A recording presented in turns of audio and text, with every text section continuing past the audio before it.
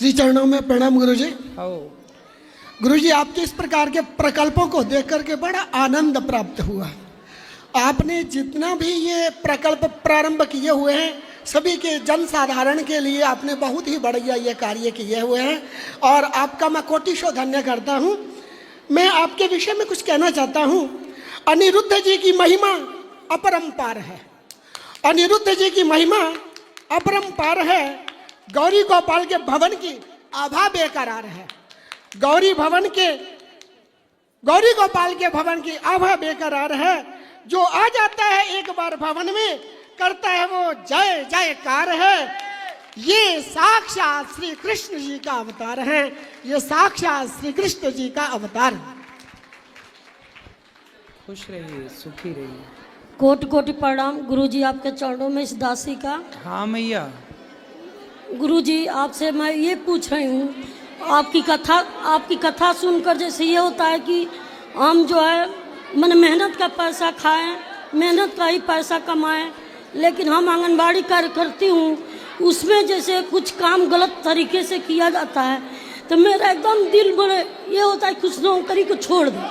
क्या गलत तरीके से करना पड़ता है? जैसे ये करना पड़ता है कि जो भी सामान आंगनबाड़ी में मिलता है, जैसे दाल है, तेल है, उसमें दरिया है, तो उसको जैसे ऐसा रूल बना हुआ है कि कुछ वहाँ देना पड़ता है। तो अब वो चीज़ मान लीजिए हम वहाँ बेचेंगे तभी तो चुरा कर वहाँ देंगे। यही चीज़ तो मतलब बड़ा अफसर जो है वो आपसे घूस मांगता है? जी, हर महीने हम लोगों को 1500 रुपया 2000 देना पड़ता है। तो ये पता नहीं है मुख्यमंत्री को वहाँ के? सब पता है, सारे उस सीरियल वाइज बना हुआ है। CDPO को दीजिए, सुपरवाइजर को दीजिए, बड़े बाबू को दीजिए, ऊपर तक जाता है। ये सारी इसी से ये दिल ये करता है कि ये अब नौकरी ही नौकरी है। क्या आपकी है? बस यही मैं आपसे पूछ रही हूँ। ना मैया, नौकरी तो करो पर उनको समझाओ कि भैया तुम नहीं हो पाएगा गुरुजी, हर चीज गलत। अच्छा ये बताओ, आप ना दो तो क्या होगा फिर? तो फिर वही जांच करेंगे, तमाम तरह की जांच कर तमाम प्रमाणित किया जाएगा, हमको परेशान किया जाएगा। जी, बार बार चेक इन किया जाएगा। सही भी काम है तो भी उसको गलत, जहाँ 40 बच्चे हैं उसको दिखाया जाएगा कि 50 डालिए, 60 डालिए, उसका राशन है। यही हमको दिल में बहुत कष्ट होता है गुरुजी, बहुत कष्ट होता है। क्या समस्या है इस देश की कि कोई ईमानदारी से जीना चाहे तो जी ना पाए? देखो, सरकारी डिपार्टमेंट की ये स्थिति है। अब ये नगर कौन आंगनवाड़ी ICDS विभाग है। अब देखिए, आंगनवाड़ी भारत के कोने कोने में आंगनवाड़ी है। हर गांव में आपको आंगनवाड़ी मिलेगी। जरा सोचिए कि आंगनवाड़ी जैसे छोटे से कार्य में भी इतना भ्रष्टाचार है। ये बहन आंगनवाड़ी की कार्यकर्ता है। अब सोचिए कि आंगनवाड़ी लेवल के ऊपर महिला के ऊपर इस तरह ये मैया कह रही हैं कि हम आंगनवाड़ी के होकर भी हमें घूस देना पड़ता है। जब आंगनवाड़ी जैसे छोटे पद पर भी इतनी घूस है तो बड़े पद पर बड़े अफसर कितनी घूस लेते और देते होंगे। क्या चल रहा है इस देश में? अब बताइए, दलिया आता है बच्चों के नाम का आंगनवाड़ी में। अब जो इनके ऊपर अफसर बैठे होते हैं वो दलिया मांगते हैं कि हमारे को दलिया ला के दो, फिर वो बेच देते हैं ब्लैक में। मतलब आदमी, छोटे छोटे बच्चे आंगनवाड़ी में ना, 2 साल का बच्चा, 3 साल का बच्चा, 4 साल का बच्चा, ये बच्चे जाते हैं, 1 साल का बच्चा भी जाता है। उस 1-2 साल के बच्चे का हक आता है, लेकिन ये अफसर लोग उसका हक भी खाना चाहते हैं। यही कष्ट होता है गुरुजी। और ये ईमानदारी से जीना चाहें तो फिर अभी जांच बिठा देंगे और बंद करा देंगे, ये नौकरी चली जाएगी। अब यही सोचते हैं कि इसको छोड़कर हम दूसरे काम करें, मेहनत करें, लेकिन वो काम गुरुजी हम लोग करें एकदम दिल नहीं कर रहा है वो नौकरी करने के लिए। देखिए, 4 ईमानदार आदमी कैसे रहे इस भारत में, बताओ तो। सरकार खुद नहीं चाहती कि इस देश में लोग ईमानदार रहें। बात बड़ी ईमानदारी की करती है। क्या मुख्यमंत्री और प्रधानमंत्री को ये पता नहीं है कि नीचे से ऊपर तक भ्रष्टाचार चल रहा है? फिर क्यों ये बच्चों का दलिया खाने वालों की क्यों नहीं इनकी जो भी उचित कार्यवाही है, दंड है भ्रष्टाचार का, वो करे? क्या जरूरत है भ्रष्टाचार की? ईमानदारी से जियो। देखो, मुझे सरकार 1 रुपया नहीं देती। देखो, 1 रुपये का बिना सरकार के सहयोग के ईमानदारी से भीख मांग मांग करके ये दास अनिरुद्ध आप सबके भरपेट भोजन की व्यवस्था हो रही है। देखिए, सरकार ने अभी इसी वृंदावन में मैं बताऊं इसी वृंदावन में सरकार ने अन्न क्षेत्र खोला था 1 साल पहले। इसी वृंदावन में सरकार ने अन्न क्षेत्र खोला था, 1 महीना नहीं चल पाया। अरे रुकिए, प्रश्न पूछो। 1 माह नहीं चला पाई सरकार। सोचिए, इतनी बड़ी सरकार, इतना बड़ा पद, इतना बड़ा पैसा, और 1 माह उनका अन्न क्षेत्र नहीं चला। और चला भी जितने दिन, तो चावल कैसा, दाल कैसी, पता ही नहीं, दाल का पानी पानी। सरकारी काम है। देखिए, सरकार इतना बड़ा शासन करती हुए इतना सा काम ना कर पाई, लेकिन इतना सा अनिरुद्धाचार्य, इतना सा, सरकार के आगे तो कण हो ना, फिर भी देखो वर्षों से सेवाएं चल रही हैं कि नहीं। मैया, ईमानदारी से जीना ही पड़ता है, आपको जीना है ईमानदारी से। आप मना करो सबको, बोले हम बेईमानी नहीं करेंगे, बच्चों का हक नहीं देंगे। गुरुजी बस मैं आपके दीक्षा ली हूँ, 1 हफ्ते से यहाँ आई हूँ, पोथी पाठ करवाई हूँ। 100 रुपये डेली अपने दुकान से निकालती थी, जिसको जुगाड़ कर कर यहाँ लाकर पोथी पाठ करवाई हूँ। सुनती थी टीवी में, तो आकर करवाई हूँ। अब दिल नहीं कर रहा है, अब नहीं करेगी लोग की। अब दीक्षा ले ली हूँ, अब ये गलत काम अब नहीं करूँगी गुरुजी। बस सब लोग के लिए छोड़ दूंगी गुरुजी, अब नहीं करूँगी। कितना मिलता है नौकरी में? 7,500 गुरुजी महीने का जी। तो आप भी कुछ गलत तरीके से बचाती थी पैसा? नहीं, दुकान है गुरुजी घर पर। काय की? किराने की दुकान है, जनरल स्टोर की। तो किराने की दुकान से आपका गुजारा हो जाएगा? हो जाएगा गुरुजी, हम उसी में और मेहनत करेंगे। ठीक है। अब उसको बस आपका आशीर्वाद चाहिए गुरुजी। आपसे एक प्रश्न और पूछ रही हूँ कि जैसे दीक्षा ली हूँ, तो जो 11 माला आप कह रहे हैं करने के लिए, तो अगर मान लीजिए हम ना उसको सुबह कर पाए, कोई बात नहीं, दोपहर को, शाम को, चलते फिरते श्रीमन्नारायण। आप तो ये कह देना कि ये दुकान भगवान श्रीमन्नारायण की है, हम उनकी नौकरानी। जैसे अभी तक तुमने आंगनबाड़ी में सरकार की नौकर बन के काम की हो, अब भगवान की नौकर बन के काम करना। जी गुरुजी, जी गुरुजी, कोटि कोटि प्रणाम गुरुजी, आपके चरणों में। खुश रहिए गुरुजी। राधे राधे जी। हम नैनीताल से आए गुरुजी आपके दर्शन के लिए। जी गुरुजी, आप जितने अच्छे हैं गुरुजी, इतनी अच्छी आप सेवा कर रहे हैं, आपकी सेवा को देख के बहुत मन खुश होता है गुरुजी। गुरुजी, मेरे परिवार को आशीर्वाद दीजिए, मेरे बहू बेटे बहुत अच्छे हैं, उन्हें आशीर्वाद दीजिए, मेरी बहुत अच्छी सेवा करते हैं खुश गुरुजी। रहिए, खुश रहिए। राधे राधे गुरुजी। राधे राधे। पूज्य गुरुदेव जी के चरणों में मेरा कोटि कोटि प्रणाम है। गुरुदेव, मैं रायपुर छत्तीसगढ़ से आई हूँ। मेरा प्रश्न है गुरुदेव कि मैं एकादशी का व्रत रहती हूँ, पर उसके पारण समय में नहीं कर पाती हूँ, तो क्या इससे मेरा व्रत निष्फल हो जाएगा? कोई बात नहीं, आप कर लो पारण, देख लो, वरना निष्फल नहीं होगा, व्रत का पुण्य रहेगा। और जैसे कोई कभी जीवन में एकादशी का व्रत जैसे कोई रहा ही है नहीं है, रह नहीं सकता, तो उसको आपका कल्याण के लिए क्या करना चाहिए? उसको अपने कल्याण के लिए क्या करना चाहिए? भगवान की कथा सुनो, नाम जप करो, अच्छे राह पर चलो। अच्छा, और गुरुदेव, मैं एकादशी का उद्यापन जगन्नाथपुरी धाम में करवाना चाहती हूँ, तो सही है? करवा सकती हूँ? धन्यवाद गुरुदेव। खुश रहिए। राधे राधे गुरुजी। हाँ जी।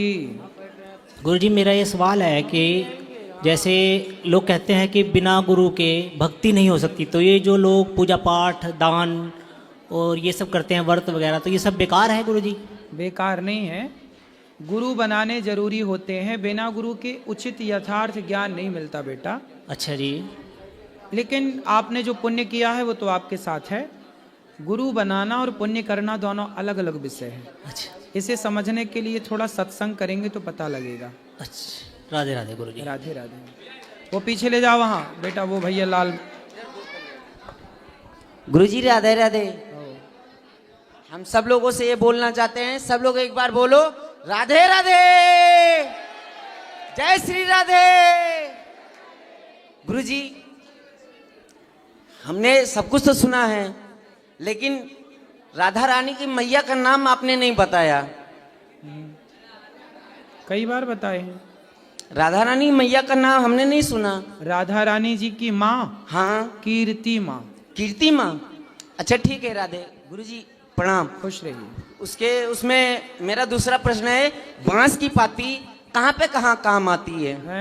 बांस की पाती, बांस कहाँ पे काम आती है? बांस की पाती? जी हाँ गुरुजी। पाती मतलब? पत्ती। बांस के पत्ता। हाँ, कहाँ कहाँ पे काम आती है गुरुजी? ठीक है, देखो बांस के पत्ता ना, जो घर बनाते थे पुराने जमाने में, उन घरों में काम आती है। बांस की लकड़ी भी काम आती है, बांस के पत्ते भी काम आते हैं, और बहुत सारे काम होंगे। आयुर्वेद में भी बांस के पत्तों का उपयोग होता है, बहुत सारे काम हैं। हाँ। अच्छा गुरुजी, जैसे मान लो अपने से एक दूसरा रूठ जाए तो उसको कैसे मनाना चाहिए? कौन रूठा है तुमसे?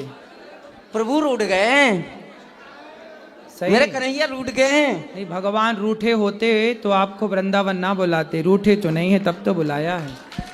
राधे राधे गुरुजी। रूठे नहीं है तुमसे। Thank you.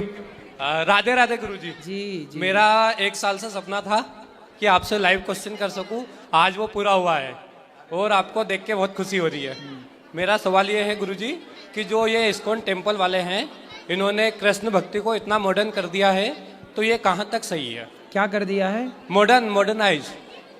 तो इनको फॉलो करना चाहिए कि नहीं करना चाहिए? देखो, भगवान का नाम सब तरह से कल्याणकारी है। अच्छा। यदि कोई नाच नाच के भी कृष्ण कहे तो बुराई नहीं है, लेकिन हम अपने को एक यथार्थ से जोड़ करके रखें, है ना।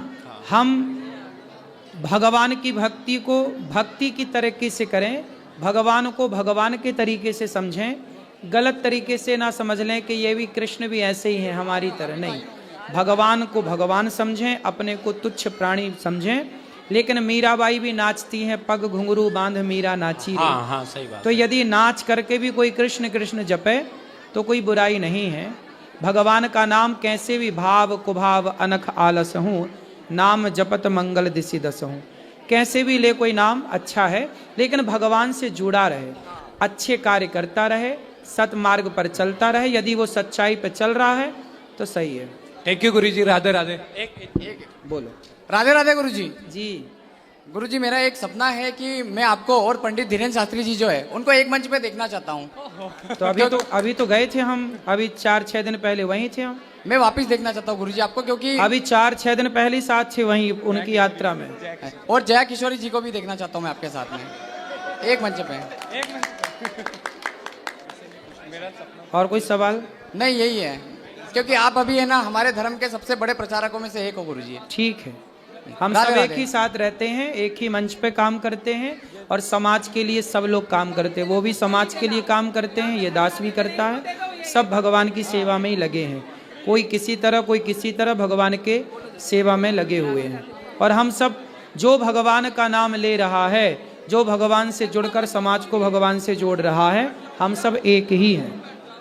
जय श्रीमन नारायण गुरुदेव। जी जी। राधे राधे। आपके चरणों में इस दासी का कोटि कोटि प्रणाम। जी गुरुदेव, मैं आपका चरणामृत पीना चाहती थी, पिछली बार भी नहीं पी पाई थी, तो गुरुदेव इस बार कृपा करें मुझ पर। भगवान शालिग्राम जी का, भगवान कृष्ण का चरणामृत लेना चाहिए बेटा। जी गुरुदेव, लेकिन जीवन में एक बार गुरुदेव के चरणामृत का पान करना चाहिए, मेरी माँ बोली थी। मंदिर में सुबह ना भगवान जी का चरणामृत आपको मिल जाएगा। गुरुदेव, आपके साथ एक फोटो खींचना है। हाँ, अंदर मिलेंगे अभी। कब? अभी अभी भी हो जाएगी गुरुदेव। अभी अंदर चलना, हम सब फोटो लेंगे। चरण स्पर्श कर सकती? हाँ, चरण स्पर्श भी और फोटो भी ले सकते हैं। राधे राधे गुरुदेव। जी जी। मेरा नाम मुकेश है, मैं बिहार से आया हूँ।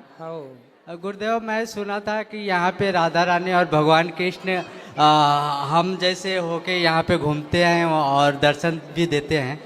तो गुरुदेव, मैं 2 महीना हो गया आके यहाँ पे, मैं जाता हूँ जमुना तट पे उनको ढूंढने के लिए, लेकिन मुझे दर्शन नहीं हो रहा है, थोड़ा कृपा कीजिए ना। किसका दर्शन नहीं हो रहा है? राधा रानी और भगवान कृष्ण के। बिहारी जी नहीं गए? जी, बिहारी जी बोलने वाले गुरुदेव। कौन बोलने वाले? बोलते हैं यहाँ पे छात राधा रानी और भगवान कृष्ण भ्रमण करते रहते हैं, भांडेर वन और हाँ, तो भगवान तो देखो साक्षात भ्रमण करते ही हैं जी। आपको पहचानना पड़ेगा, पता नहीं आपके अगल बगल हों भगवान, आप पहचान ही ना पाओ। तो गुरुदेव कुछ कृपा कीजिए, मैं कैसे पहचानूं, थोड़ा मुझे बताइए। ये प्रार्थना भगवान से करो कि हे प्रभु, हम आपके धाम में आए हैं जी, हम आपको पहचान नहीं पा रहे हैं, जी। ऐसी कृपा करो प्रभु कि हम आपका दर्शन कर पाए, हम आपके दर्शन के योग्य बन पाए, हम आपको पहचान पाए। ऐसी प्रार्थना करो तो सोई जाने जे देहु जनाई, वो जनाएंगे तो जान पाओगे। तुम्हारे बगल में आके खड़े हो जाएं, तुम्हारे कंधे पे हाथ रख के खड़े हो जाएं, जी, जब जी, तक जी। वो कृपा ना करे जान नहीं पाओगे। तो उनसे कहो, बिहारी जी से कहो। जी जी। चल हाँ प्रणाम गुरुदेव। हाँ मैं योगेश हूँ, मैं देहरादून से हूँ। मेरी माताजी डेली आपको टीवी में देखती हैं एंड उन्हीं के साथ साथ देखना मैंने भी शुरू किया। एंड मैं आपको परिवचन से ज़्यादा सोशल मीडिया पे ज़्यादा देखता हूँ। And I feel very proud कि कोई इंसान ऐसा काम कर रहा है जो आई थिंक सो किसी पॉलिटिशियन को करना चाहिए। अभी जस्ट मैं आपके आश्रम के बाहर से निकल रहा था और I want to share you one thing कि वहाँ पे लिखा हुआ था कि ऊपर जाके माताओं से मिलिए। तो मैं अपने दोस्तों के साथ मिलकर आया ऊपर और इतना अच्छा लगा कि आप उनको वो ट्रीटमेंट दे रहे हैं जो शायद से उनके बच्चे उनको नहीं देते। एंड ये हम सबके लिए एक इंस्पिरेशन है कि आई थिंक सो यूथ को आपके जैसा बनना चाहिए। श्री राधे। राधे राधे। गुरुजी राधे राधे, आपके चरणों में कोटि कोटि प्रणाम। जी गुरुजी, आपका धाम पर आ करके आपका प्रवचन सुन के मेरा बहुत दिल खुश है। मैं कश्मीर से आया हूँ गुरुजी, पोते बात करा रहा हूँ जी। लेकिन एक बात गुरुजी ये है कि मेरी पत्नी का तबीयत खराब रहता है गुरुजी, तो उसका कहाँ है पत्नी? इधर है। क्या तबीयत खराब है, क्या दिक्कत है? राधे राधे गुरुजी, आपके चरणों में कोटि कोटि प्रणाम। जी जी। क्या तबीयत खराब है, क्या हुआ? डॉक्टर को दिखाओ। बोलो बोलो। गुरुजी, मेरा तबीयत खराब रहता है, मेरा दिमाग काम नहीं करता। जो शब्द मैं नहीं बोलना चाहती वो शब्द मेरे मुंह से निकल जाता है। कोई बात नहीं, निकलने दो, शब्दों का क्या है। लेकिन पति समझ लें कि ये शब्द ऐसे ही हैं और आप कथा सुना करिए, धीरे धीरे सब सही होगा। जैसे गुरुजी, मेरे पति एक तांत्रिक के पास लेके चले गए दिखाने के लिए, तो उसने और पता नहीं क्या क्या कर दिया, जैसे वहाँ धर्म परिवर्तन कर रहा था। देखो, ये आंतरिक तांत्रिक के चक्कर में नहीं पड़ना चाहिए, सीधा भगवान की शरण में जाना चाहिए। भगवान पर सब ठीक मैं करे। पहले जैसे जाप नहीं कर पाती हूँ। कोई बात नहीं, जितना कर पाती हो उतना ही करो, ठीक है? चलो